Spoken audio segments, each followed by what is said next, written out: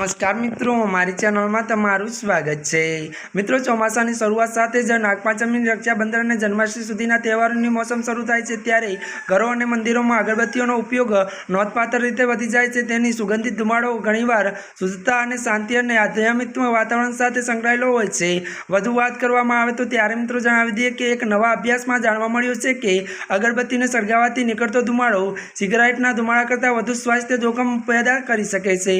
ખાસ કરીને ફેફસા અને સ્વતંત્ર ત્યારે માટે સાઉથ ત્યારે ચાઇના યુનિવર્સિટી ઓફ ટેકનોલોજી અને ચાઇના ત્યારે ટોબેકો ત્યારે ગ્વાન્ટોકી ત્યારે ઇન્ટરનેશનલ રેલવે કંપની દ્વારા સંયુક્ત હાથ ધરવામાં આવેલા આ સંશોધનમાં સૂચવવામાં આવ્યું છે કે વધુ મળતી વિગતો અનુસાર વધુ જણાવી દઈએ કે ત્યારે મિત્રો ધૂપના ધુમાડાના લાંબા સમય સુધી સંપર્કમાં રહેવાથી ફેફસાના કેન્સર થવાનું જોખમ વધી શકે છે અને અભ્યાસમાં માનવ શરીર પર ધૂપ અને સિગારેટના ત્યારે ધુમાડાની અસરનું વિશ્લેષણ અને સરખામણી કરવામાં આવી હતી।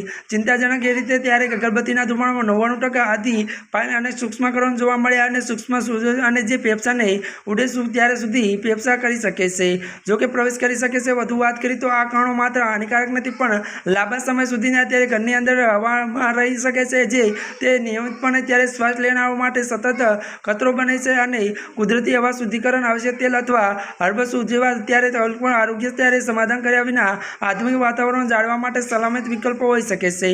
ત્યારે મિત્રો અમારી ચેનલને લાઇક, શેર અને સબસ્ક્રાઇબ કરી દેજો। ધન્યવાદ।